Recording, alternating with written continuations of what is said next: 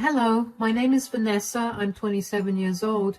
Only a year ago, I went through a life-threatening event that resulted in my in-laws getting arrested and me getting a divorce from my husband.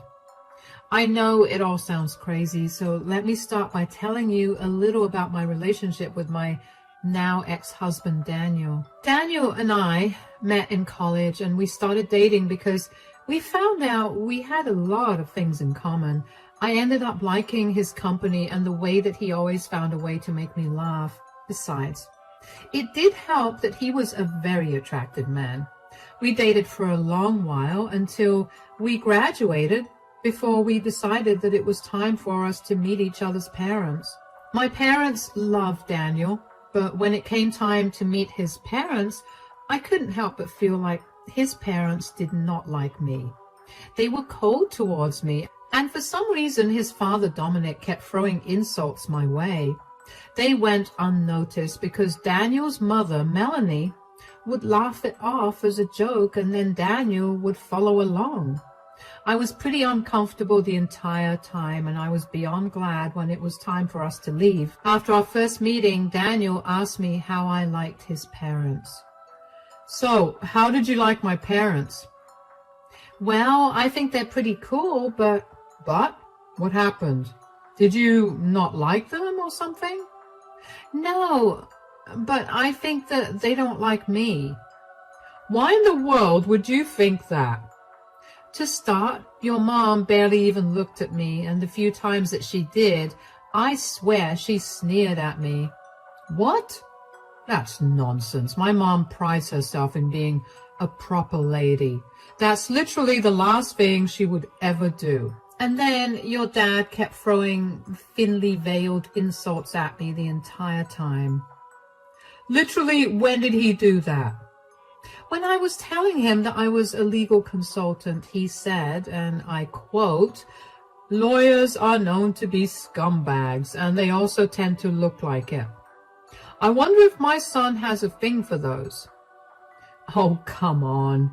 He didn't mean anything bad by that. That's just my dad's sense of humor. That's a pretty messed up sense of humor, and very hurtful too, don't you think? I guess I've just gotten desensitized to it, but I can see how it can be hurtful to someone who isn't used to it. I'm sorry that they made you feel that way, but I promise you that they never intended to do it. Are you sure? Because if they don't like me, I'll respect that and keep my distance. I understand that sometimes you can just not like a person, and I don't want to seem annoying by being around them a lot. Hey, don't you dare think that way. It's been a while since I brought a girl home, and they're a little protective of me. I guess they were just trying to judge how you were for me. Don't take it to heart, please. Fine, if you say so. I didn't know how Daniel expected me not to take his parents' odd behavior to heart, but I tried my best. I met them a few more times after that, and every single time they treated me like I was stupid and inferior to them. I tried to talk to Daniel about it, but he never seemed to listen to me. Eventually, I gave up and resorted to avoiding much contact with his parents. About a year after we met each other's parents, Daniel proposed to me, and within 6 months we were married. At the wedding, Melanie and Dominic were very rude to not only me, but also to my entire family.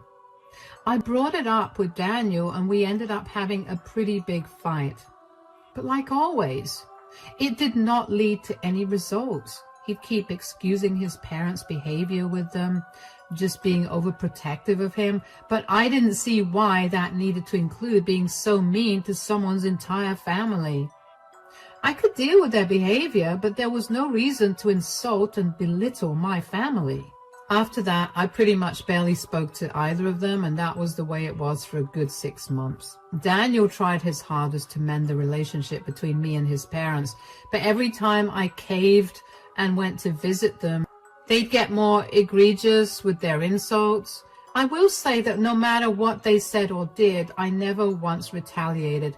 I was always nice to them, and I never penalized Daniel for not taking my side. I only expected an apology when they took it too far.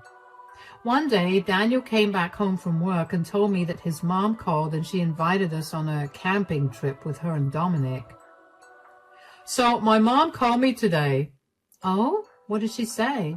She told me that she and Dad were going on a camping trip this weekend. That's nice. Good for them. Yeah, well, they invited us too, and I really want to go. You can go if you want to, sweetie. What about you? They invited you along as well. In fact, Mom insisted that you come along. Really? Why? She never liked me to begin with. This again. My mom loves you. She's just not openly affectionate. Honey, she tried to push me into our wedding cake at our reception. I don't think she likes me at all.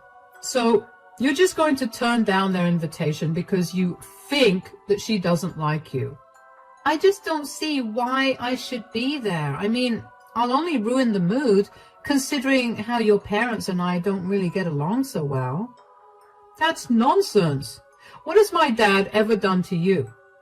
He hasn't done anything, but he's sure had a lot of insults to throw my way whenever you're not around, which, by the way, your mom finds hilarious. Are you trying to make my parents seem like some evil in-laws or something? Because I do not appreciate that at all. Daniel, I'm not trying to do anything like that. I've been trying to tell you from the start, but you would never listen to me. I don't feel comfortable being in the woods with two people who blatantly dislike me. It's just not my cup of tea. Why can't you see this as my parents' attempt to make things up then? I mean, they were adamant about bringing you along anyway. Maybe they're trying to clear all your suspicions about them not liking you. How would they even know about my suspicions? I may have told them about it, but only because I wanted you to be proved wrong so you can become comfortable around them. Daniel, you can't do that. How do you know that they won't dislike me even more now? I know they won't, and that they don't, because they've invited you to our camping trip. Keep in mind that this is a very important trip, because when I was growing up, we would go on camping trips to bond as a family. Trust me when I say that this is their roundabout way of telling you that they want to make things right with you. Fine, if you say so, but if I feel like even the smallest thing is off, you have to bring me back home. Absolutely. You have nothing to worry about. I was still very skeptical about going on this trip with Daniel's parents. They had made it abundantly clear that they did not like me, so for them to insist that I come along on some camping trip with them made me feel like there was something wrong. This feeling did not go away, and I tried my best to ignore it because I wanted to desperately believe that the invitation was their attempt to fix our relationship. When the day for the camping trip finally came, I couldn't help but notice how antsy Daniel was.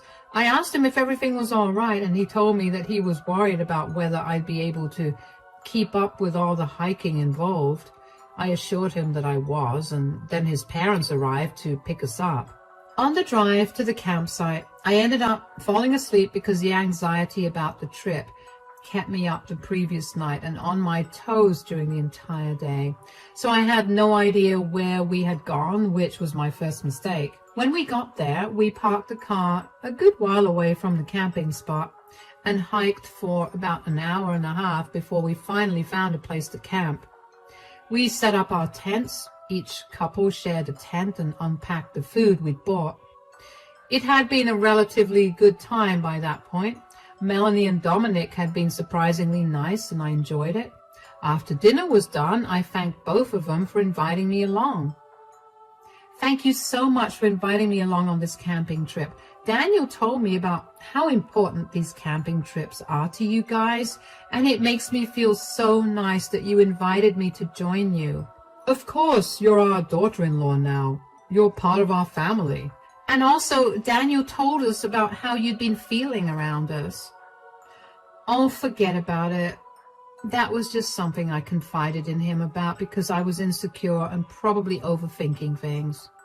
No, we can't just let it go. We did not mean to make you feel that way. And we're really sorry that we did. We weren't trying to make fun of you or be cold towards you. It's just that since Daniel was born, it had always been the three of us. He's our only son, and we tend to be very protective of him. One could even argue too protective of him. We didn't mean to hurt or upset you, and we're sorry that we did. I get that. I mean, I love Daniel with all my heart, and he's a wonderful man. I see why you guys care so much, and I can assure you that I too want only the best for him. Yeah, she makes me very happy, and there's nothing better that I could have asked for. I'm glad that's the case. As long as you keep him happy, I'm sure we'll never run into any problems together. Dominic, don't say it like that. It sounds like we're threatening her, and that's the opposite of what we want to achieve today. It's okay. I'm sure that Dominic was only trying to be funny. Sure. Anyways, where's the hot chocolate, Melanie? Oh, yes, it's in our tent. I'll pour us some cups and be right back. Hot chocolate? Oh, yeah, my mom makes a mean hot chocolate. I swear she must put some magic in it because no hot chocolate has ever tasted as good as hers. Wow, then I'm excited to try it. I was genuinely happy that night. I never expected my relationship with Melanie and Dominic to get any better. I was happy with things being the way they were, as long as Melanie and Dominic were a little more civil. But to hear them apologize and provide kind of reasonable reasons for their behavior made me feel like there was hope for my future with them. Just after Daniel told me how good Melanie's hot chocolate was, she came out of her tent and gave me a full cup of hot chocolate. I did notice that she was very particular about which cup was mine, but I didn't pay any attention to that because I was so happy about our previous conversation. For starters, her hot chocolate was very average. I didn't see why Daniel hyped it up so much, but I appreciated it out loud just to keep the good ambience going. I'm only saying this because I want to be a little petty, and it sets a good tone for what I'm going to tell you about what happened next. As I was reaching the end of the cup of hot chocolate, I began to feel very drowsy. I don't remember how or when I ended up in my sleeping bag, but I did. When I woke up the next day, I felt groggy and I had an almost head-splitting headache. My stomach was also feeling very weird, but I didn't have time to focus on that because I was suddenly very aware of how I was sleeping in a sleeping bag without a tent to cover me. In fact, Melanie and Dominic's tents were gone as well. Out of panic, I picked my phone up to call them only to realize that I had no network. I felt panic rising in my chest. I couldn't believe that I had been abandoned. I tried calling out to them and I hoped desperately that they were playing some sick joke. But after half an hour of calling out to them, I finally made peace with the fact that I was abandoned in the middle of nowhere with nothing on me. They had taken everything I had to. With nothing else to do, I decided to walk around to see if I could find my way out. I think I walked around for at least an hour before I was approached by a man. Hey there. Hey. I'm sorry, I'm not trying to be creepy, but I couldn't help but notice that you seem a little lost. Well, I have no idea where I am. Not that you could help me. Wait, can you? Yeah, of course, I'm the park ranger. See, here's my name tag. I'm Sean, by the way. My buddy and I were scouring the area because we thought we heard the rustling of leaves and such, and we figured that there was someone around here. You know, this is a prohibited zone, right? Oh my gosh, I'm so sorry. I had no idea. It's okay. You do look a little worse for wear. Why don't you follow me to the cabin and tell me how exactly you got lost? Sure. What do you want to know exactly? I came here camping. I went to sleep, and when I woke up, it was late in the afternoon, and I was lost. Did you come here to camp alone? No, I came here with my husband and his family, but they all left me behind, which is why I ended up wandering around so I could find some way to get back home. They just left you behind? Yeah, and the funniest part is that I was just beginning to think that his parents liked me. Turns out they didn't. That's rough. But how did you not hear them clear everything out? I mean, They couldn't have been very quiet. I know, right? That's what I was thinking too. I mean, I even slept in very late, and that never happens. I have a very strong built-in clock that never lets me sleep past 8 a.m. no matter when I go to sleep. Your body clock is amazing, but your not waking up is odd. Do you think there was any foul play at hand? You know what? Maybe there was. Why do you say that? Well, last night I had my mother-in-law's famous hot chocolate, which after I finished drinking, I began to feel really drowsy. At the time, I just thought that I was very tired from the hike, but now I don't think that was it. Okay, I'm sure there was some foul play here. Anyway, we're at the cabin. I'll call our main office to get you a ride there, and then we can figure out how to deal with your situation. Thank you so much for helping me. Of course, that's my job here. I was so grateful for Sean. I mean, if he hadn't found me, I don't know what would have become of me. I will admit that I was slightly terrified when he approached me. I mean, think of all the horror films you've watched. Nothing good has ever come out of a man approaching a lady in the woods. Not to mention, Sean wasn't wearing any uniform, so I was even more terrified. But one look at his badge and I felt better. It took us a while to get to the cabin. After we got to the cabin, Sean called for a vehicle to take me out of the dense wood. While we waited for the car to arrive, Sean asked me a few more questions about what had happened. I told him everything as I remembered it. Sean asked me if I wanted to get the police involved in what happened. He told me that he had a few friends at the police station in our district, and he could help me out if I wanted to. At first, I was tempted to tell him no out of pure alarm, but then, the more I thought about it, the more I realized that it would be best if I did at least get some revenge on Daniel, Melanie, and Dominic. I needed to find out if they drugged me and what they used to drug me.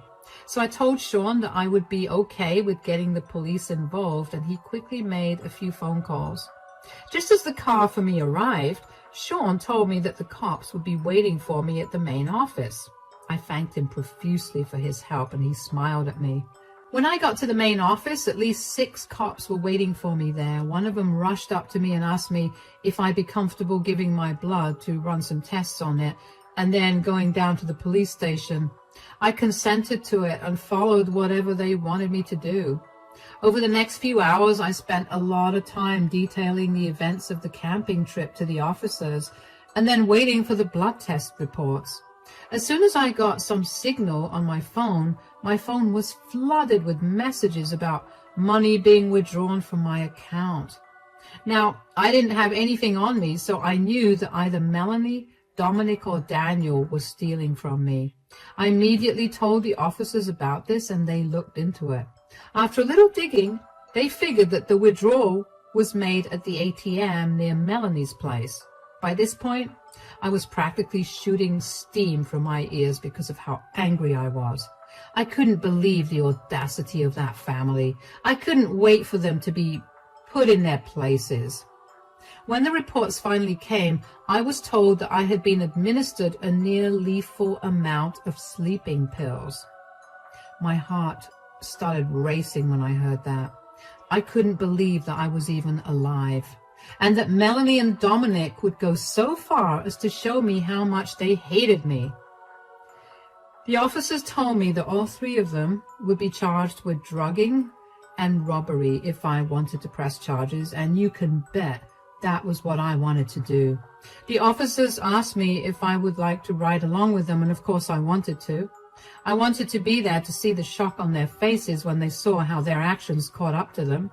After the officers got a warrant for the arrest of Melanie, Dominic, and Daniel, and a warrant to search their house, we were off. When we finally got there, I walked up to the door and knocked on it.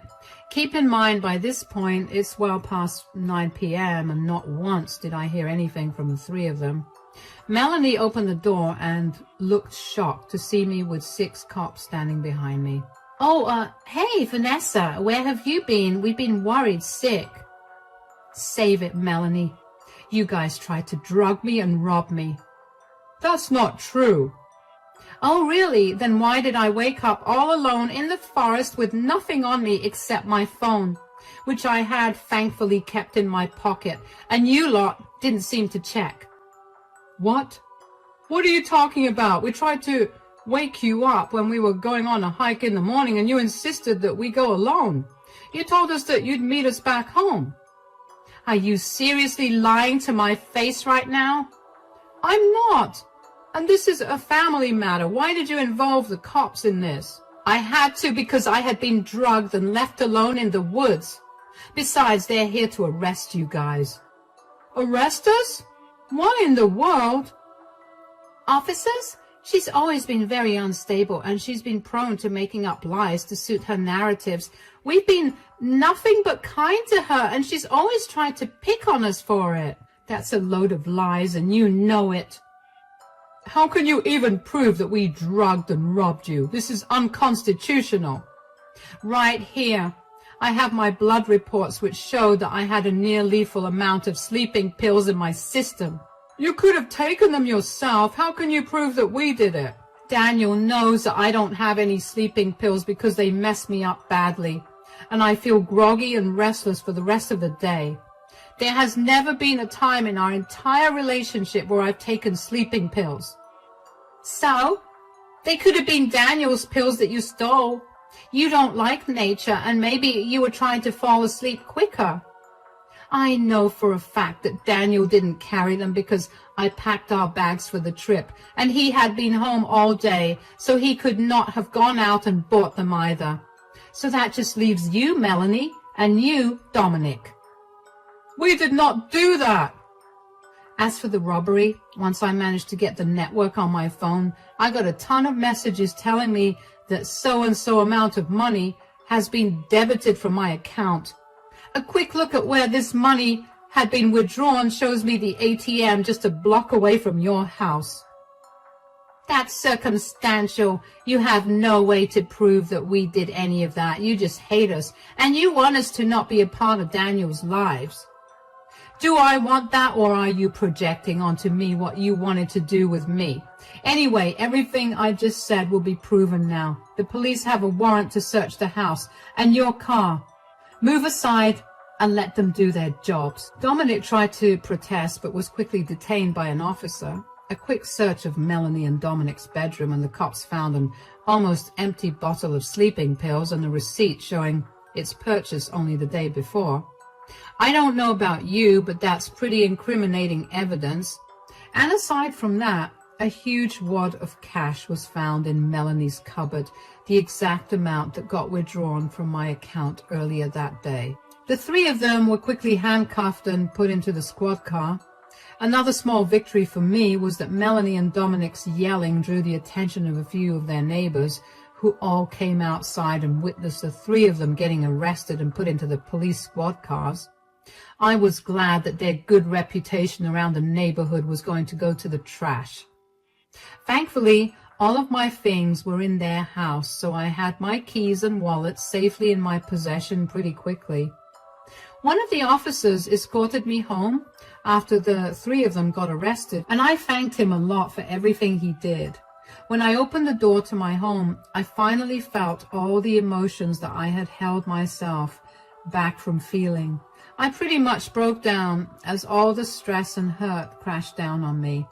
I couldn't think of a single thing I did to any of them for them to have treated me that way, especially Daniel. My answers did come to me, but only after months of courtroom visits for the trial of Melanie and Dominic. What about Daniel? Well, he turned on his parents and said that he was coerced into doing it.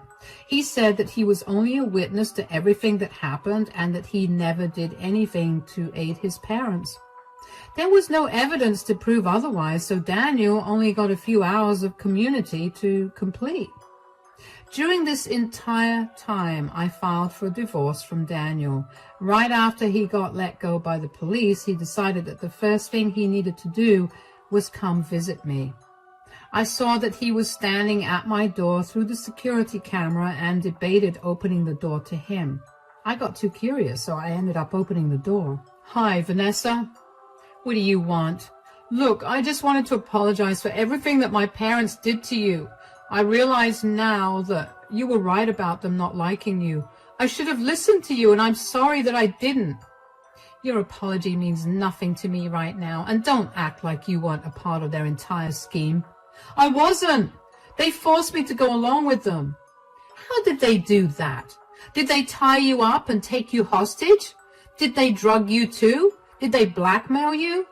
No, they just told me to follow along without asking any questions. Why did you think it would be a good idea to come here and apologize to me? You clearly didn't care about me. I was gone for almost an entire day, and not once did you try to find me. Just because I didn't try to find you doesn't mean I wasn't worried sick. Right, because being worried sick would have saved me if I had been harmed or hurt. Thank you, Daniel, for taking such good care of me. I know that I hurt you deeply and that I've definitely hurt our relationship, but if you could just give me a chance to prove... Chance? Ha! You're not getting any chances, Daniel. I want nothing to do with you. This is it. The end. You need to leave me alone and never interfere with my life again. But I didn't do anything. It was all my parents doing. Yeah, you didn't do anything, but that's exactly the problem, isn't it? You just stood by and watched as your parents almost killed me and robbed me. You're lucky that you got away without a punishment. You'll be served the divorce papers soon. Goodbye.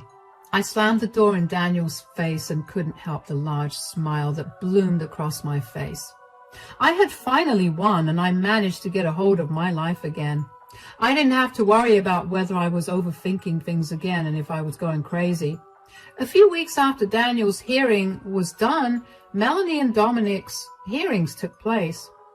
They pleaded guilty to all their charges and were sentenced to 10 years in jail for it. They were also ordered to reimburse me for all the emotional damage that they had inflicted on me. Let me tell you, nothing was more satisfying than seeing the two of them listening to the sentences for their crimes with their heads held low. The once proud and egoistic people were finally brought down to earth thanks to their actions. I was only lucky that day that I happened to run into Sean, who, by the way, has become a good friend now, although I think it's safe to say that I'm done with camping now. As for Daniel and my divorce, thankfully, Daniel didn't make it a hassle.